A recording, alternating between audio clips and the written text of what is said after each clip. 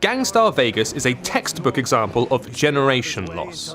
If you're unfamiliar with the term, it describes the loss of quality that occurs when something is copied. In the case of the Gangstar franchise, the source material is clearly Rockstar's Grand Theft Auto. For Gangstar Vegas, Gameloft has transplanted the shooting, mugging, and carjacking action of its GTA wannabe franchise to Nevada's infamous Vegas Strip. This is presumably in an effort to inject some colour and fun into the previously grimy and po-faced universe. The result is a game that is suitably gaudy and ambitious in scope, but is hamstrung by derivative content, vacuous characters, and controls which simply aren't up to the task.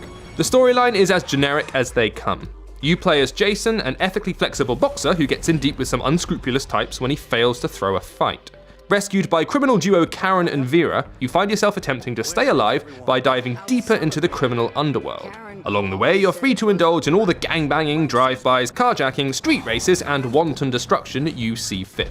All of which would be grand if it wasn't so awkward to control. Moving Jason around the city is a constant headache. The virtual stick is unreliable and twitchy, making even the most basic movement commands difficult. Combine this lack of accuracy with a sprint button which doubles as a jump command, and you'll find yourself accidentally leaping off walkways and plummeting to the ground at the most inopportune moments. Melee combat fares no better. The bare-bones never-stop punching system is frequently undercut by an erratic lock-on and buggy enemies. Shooting is functional, but thanks to the lock-on and cover systems, large-scale shootouts are ultimately exercises in patience rather than skill. The vehicle handling is marginally better, but is still oddly stilted, with even the least powerful of vehicles sliding wildly at relatively low speeds. To its credit, Gangstar Vegas isn't short of missions or customization options. Weapons, driving skills, and outfits can all be tweaked and upgraded.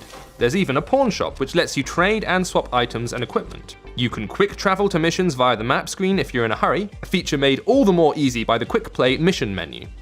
The problem is, once you get to a mission, most of which consist of chasing or shooting unlikable D-grade gangster archetypes, you're still faced with another barrage of repetitive combat and ugly stereotypes, all while wrestling with controls which aren't fit for purpose. Though they weren't available when the Gangstar franchise first hit the App Store, you can now get both GTA 3 and GTA Vice City for iOS.